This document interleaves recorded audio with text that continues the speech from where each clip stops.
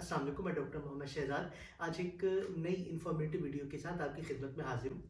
दरअसल ये वीडियो मेरी पिछली वीडियो का सीक्वल है जिसमें मैंने आपको गाइड किया था कि how to start your process अगर आप चाइना में मास्टर्स या फिर पीएचडी में एडमिशन लेना चाहते हैं और स्कॉलरशिप के ऊपर आप अपनी स्टडीज़ को कंटिन्यू करना चाहते हैं। इस वीडियो के अंदर मैं आपको बताऊंगा कि क्या प्रोसेस है, वन बाय वन क्या स्टेप होगा, आपने किस तरह से प्रोफेसर हंटिंग करनी है और किस तरह से आपने प्रोफेसर्स को अप्रोच करना है। लास्ट वीडियो में मैंने आपके साथ शेयर किया था कि आपने अगर सीएससी में अप्लाई करना चाहते हैं, अगर आपका प्लान है चाइना में फर्दर स्टडीज करने का, तो सबसे बेस्ट ऑप्शन जो होता है, जो सबसे अच्छा तरीका होता है, वो ये होता है कि आप खुद अप्लाई करें। तो आपने खुद अप्लाई कैसे करना है, ये सबसे मुश्किल काम है। यानी स्टार्ट आपने कहाँ से लेना है। जो आपका पहला पॉइंट होता है, जो आपका पहला स्टेप होता है, वही हमेशा सबसे मुश्किल होता है। तो वो स्टेप क्या है, वो किस तरह से आपने स्टार्ट करना है, ये मैं आपको इस हवाले से गाइड करूंगा। फर्दर आगे बढ़ने से पहले मैं आपको ये बताता चलूँ कि हमारी कंसल्टेंसी यानी सोहेल एजुकेशन एडवाइजर्स आपके लिए चाइनीज़ लैंग्वेज प्रोग्राम भी ऑफ़र कर रही है। अगर आप चाइनीज़ लैंग्वेज प्रोग्राम में एडमिशन हासिल करके चाइना आना चाहते हैं, अगर आप चाइनीज़ लैंग्वेज पढ़ना चाहते हैं, तो आप हमसे कांटेक्ट कर सकते हैं। हमारे कांटेक्ट नंबर वीडियो की डिस्क्रिप्शन में मौजूद हैं। आप हमारे ऑफिस भी विज़िट कर सकते हैं। जो चाइनीज़ लैंग्वेज का प्रोग्राम आज की इस वीडियो में मैं आपके साथ शेयर कर रहा हूँ, ये बीजिंग में हमारे पास ऑप्शन अवेलेबल है और बहुत ही मुनासिब ट्यूशन फीस है, सिर्फ 5,000 RMB साल की। और इसके अलावा जो डॉर्मेट्री के चार्जेज हैं वो सिर्फ 6,000 RMB होंगे साल के।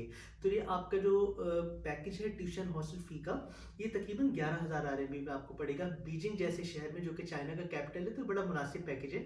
इसमें अगर आप अप्लाई करना चाहते हैं साथ साथ, तो आप हमसे रब्ता कर सकते हैं। And back to our topic कि आपने किस तरह से अप्लाई करना है, आपने प्रोफेसर हंटिंग कैसे करनी है, जो कि सबसे इम्पॉर्टेंट चीज़ होती है किसी भी एप्लीकेशन के प्रोसेस में। तो सबसे पहले सबसे आसान चीज़ तो ये है, जो सबसे आसान चीज़ है वो यही है कि आपके अगर कोई फ्रेंड ऑलरेडी चाइना में पढ़ रहे हैं, जो किसी प्रोफेसर के अंडर काम कर रहे हैं, तो आप उनकी हेल्प ले सकते हैं। ये सबसे बेस्ट वे होता है अप्लाई करने के लिए, क्योंकि ऑब्वियस सी बात है, आपके एडमिशन के अंदर जो सबसे इम्पॉर्टेंट चीज़ है वो आपका एक्सेप्टेंस लेटर है। तो अगर आपके कोई फ्रेंड आपको रेफ़र करते हैं और वो आपका एक्सेप्टेंस लेटर आपको दिलवा के देते हैं, या फिर प्रोफेसर की मतलब प्रोफेसर को रिक्वेस्ट करके आपका इंटरव्यू अरेंज कराते हैं, और उस इंटरव्यू की बेस पे आपका अगर एडमिशन होता है, आपको एक्सेप्टेंस मिलता है, तो वेल एंड गुड, सबसे अच्छी चीज़ यही होती है। Let's come to second scenario. अगर आपके पास कोई फ्रेंड नहीं है जो आपको रेफर करें, तो उसका हल क्या होता है? उसका हल फिर ये होता है कि आपने यूनिवर्सिटी सर्च करनी है।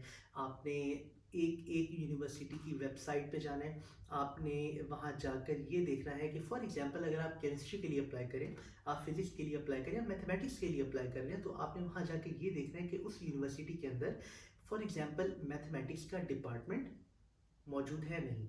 अगर अवेलेबल है, अगर वहाँ मौजूद है मैथ का डिपार्टमेंट, तो उस वेबसाइट के अंदर नॉर्मली नॉर्मली ये होता है कि हर यूनिवर्सिटी की वेबसाइट के अंदर हर डिपार्टमेंट की एक सब वेबसाइट होती है, यानी सब डोमेन होता है। तो आप मैथमेटिक्स के डिपार्टमेंट को ढूंढेंगे, आप वहाँ जाके देन आप प्रोफेसर सर्च करेंगे, और फिर आपने ये भी देखना होना है कि कौन से प्रोफेसर इस वक्त पढ़ा रहे हैं, नहीं पढ़ा रहे, क्योंकि काफ़ी सारे ऐसे प्रोफेसर होते हैं जो वेबसाइट पे जिनका नाम होता है, बट वो रिटायर हो चुके होते हैं। तो जब आप उन्हें ईमेल करते हैं तो सिर्फ आपका वक्त ज़ाया होता है, या तो वो आपको रिप्लाई ही नहीं करते, या फिर अगर आपको रिप्लाई करते भी हैं तो उनका रिप्लाई कुछ इस तरह से आता है कि unfortunately I am not teaching any more in this university, तो वो आपका वक्त ज़ाया होता है। तो उसका सबसे बेहतर हल ये होता है कि किसी भी यूनिवर्सिटी की आप अगर आपने वहाँ की रिसर्च वर्क देखना है, तो आप गूगल स्कॉलर पे जाके या फिर पबमेड पे जाके आप वहाँ जाके लिख सकते हैं कि आपका फील्ड ऑफ इंटरेस्ट ये है। तो उस फील्ड ऑफ इंटरेस्ट से रिलेटेड जो रिसर्च इस वक्त चल रही है, उस रिसर्च के अंदर आपने गूगल स्कॉलर पे या फिर पबमेड पे जाके सर्च करनी है। तो वहाँ फॉर एग्जांपल एक प्रोफेसर है जो एक किसी भी आपके इंटरेस्ट के टॉपिक पे रिसर्च कर रहे हैं, तो ऑब्वियस सी बात है, हर साल, हर दिन, हर महीने में multiple paper, research paper publish हो रहे होते हैं। तो जो रिसेंटली पब्लिश पेपर होंगे, वहाँ उस यूनिवर्सिटी का, उस डिपार्टमेंट का नाम आपको शो हो रहा होगा, और वहीं से ही आपको प्रोफेसर का ईमेल या फिर कॉन्टैक्ट नंबर मिलेगा, और आपको पता चलेगा कि ये प्रोफेसर इस वक्त एक्टिव हैं, तो इन्हें हमने रीच करना है। और इसका दूसरा तरीका ये होता है कि आप उन्हें कांटेक्ट करें वाया फ़ोन कॉल। कॉल भी कर सकते हैं। अक्सर ऐसा होता है कि कॉन्टैक्ट नंबर मेंशन होते हैं वेबसाइट पे, और कभी-कभार ऐसा भी होता है कि कॉन्टैक्ट नंबर मेंशन नहीं होते, so the only way is to contact them is email. यहाँ से आपने फ़िल्टर आउट ये करना होता है कि कौन से प्रोफ़ेसर इस वक़्त पढ़ा रहे हैं और कौन से रिटायर हो चुके हैं। सबसे इम्पोर्टेंट चीज़ ये होती है आपकी एप्लीकेशन में आपका वक़्त बचाने के लिए, ताकि आप यूनिवर्सिटी को कॉल करें। यानी आपने यूनिवर्सिटी का कॉन्टैक्ट नंबर निकालना है और आप जिस भी मुल्क में बैठे हुए हैं आप वहाँ से उन्हें डायरेक्टली कॉल करें कि मैं इस प्रोग्राम में इंटरेस्टेड हूँ, इस डिपार्टमेंट के अंदर, इस प्रोग्राम के अंदर मैं अप्लाई करना चाहता हूँ, तो काइंडली आप वहाँ का मुझे कॉन्टैक्ट नंबर दें। तो जब आपको वहाँ का कॉन्टैक्ट नंबर मिलेगा तो किसी ना किसी तरह से आपको वो रेफ़र ज़रूर करेंगे। अगर वो आपको रेफ़र करना चाहें, अगर उनके पास ये अवेलेबिलिटी हुई तो वो आपको ज़रूर रेफ़र करेंगे। एटलीस्ट प्रोफ़ेसर का नाम ज़रूर आपको बताएँगे कि हाँ, ये प्रोफ़ेसर स्टूडेंट्स को एक्सेप्ट कर रहे हैं, तो यू कैन कॉन्टैक्ट देम। तो अगर आपको नाम भी पता चल जाता है कॉन्टैक्ट करने से, तो फिर आपके लिए ईज़ी होगा फ़िल्टर आउट करना कि ये प्रोफ़ेसर है और इन्हें हमने राब्ता करना है ईमेल के थ्रू। तो सबसे इम्पोर्टेंट चीज़ है आपका वक़्त। आपने अपने वक़्त बचाना है। आपने कम से कम वक़्त में कितने सारे पोटेंशियल प्रोफ़ेसर्स को मेल करनी है या कॉन्टैक्ट करना है कि जो बाकी सब पढ़ा रहे हैं, ना कि जो रिटायर हो चुके हैं या ना कि फिर वो प्रोफ़ेसर जो एक्सेप्ट ही नहीं कर रहे। तो ये बेसिक बातें थी, टू द पॉइंट बातें थी जो मैंने आपके साथ डिस्कस की। नेक्स्ट वीडियो में इंशाल्लाह मैं आपको तरीका भी बताऊँगा कि करना किस तरह से है, ढूँढना किस तरह से। आपको मैं लाइव डेमो करके दिखाऊँगा कि प्रोफ़ेसर्स को ढूँढना किस तरह से होता है। सबसे इम्पोर्टेंट काम यही होता है। आप अपने डॉक्यूमेंट्स रेडी करें इस वक्त, यानी अभी जब मैं वीडियो बना रहा हूं तो ये जून का महीना है, तो आप इस वक्त अपने डॉक्यूमेंटेशन रेडी करना स्टार्ट करें। आप अपनी जो आपकी प्रीवियस डिग्रीज हैं, आपकी ट्रांसक्रिप्ट है, वो आप इशू करवाएं। आप उन्हें अपने कंट्री की जो एजुकेशन का डिपार्टमेंट होता है, एजुकेशनल मिनिस्ट्री होती है, वहाँ से आके आप उनकी अटेस्टेशन वेरिफिकेशन करवाएं, क्योंकि बहुत ज़रूरी होता है। और इसके अलावा पुलिस कैरेक्टर सर्टिफिकेट आपके पास फ्रेश होना चाहिए, आपका हेल्थ सर्टिफिकेट। उसके अलावा जो एक इंपॉर्टेंट चीज़ होती है वो रिकमेंडेशन लेटर, क्योंकि मोस्ट ऑफ द स्टूडेंट्स उन्हें आइडिया नहीं होता कि रिकमेंडेशन लेटर भी लेना ज़रूरी है। क्योंकि आप कहीं भी अप्लाई करेंगे एटलीस्ट आपको 2 रिकमेंडेशन लेटर ज़रूर चाहिए जो आपने अप्लाई करने के लिए आपने सबमिट करने होंगे। इसके अलावा आपका स्टडी प्लान जो बहुत ही इम्पॉर्टेंट होता है, यानी अगर आप किसी प्रोफेसर को रीच करते हैं, किसी प्रोफेसर को ईमेल करते हैं, तो उस ईमेल के अंदर आपने अपनी सीवी के साथ अपना स्टडी प्लान, अपना रिसर्च प्रपोजल ये देना ज़रूरी होगा। तो किस तरह से रिसर्च प्रपोजल बनाया जाए, इंशाल्लाह इस हवाले से मैं आपको वीडियो बना के दिखाऊंगा और आपको कुछ पॉइंट्स बताऊंगा कि जो आपकी हेल्प कर सकें रिसर्च प्रपोजल बनाने में आपका। तो ये बड़ी बेसिक डॉक्यूमेंट्स हैं, लेकिन ये बहुत ज़रूरी हैं और इसमें बहुत टाइम लगता है, और ये बहुत ही ज़्यादा, यानी ऑलमोस्ट 90% मैटर करता है आपका स्टडी प्रपोजल, आपका रिसर्च प्रपोजल, आपकी एक्सेप्टेंस लेने में आपको। इसके अलावा आपने फॉर एग्जांपल अगर आपने मास्टर्स में अप्लाई करना है तो बैचलर्स के अंदर आपका जो काम होता है, फॉर एग्जांपल आपने कोई थीसिस वर्क किया है, नॉर्मली तो काफ़ी जगहों पे नहीं होता लेकिन कुछ जगहों पे होता भी है, तो आपका थीसिस वर्क मैटर करता है, आपकी इंटर्नशिप मैटर करती हैं, आपका वर्क एक्सपीरियंस मैटर करता है इन सब चीज़ों में।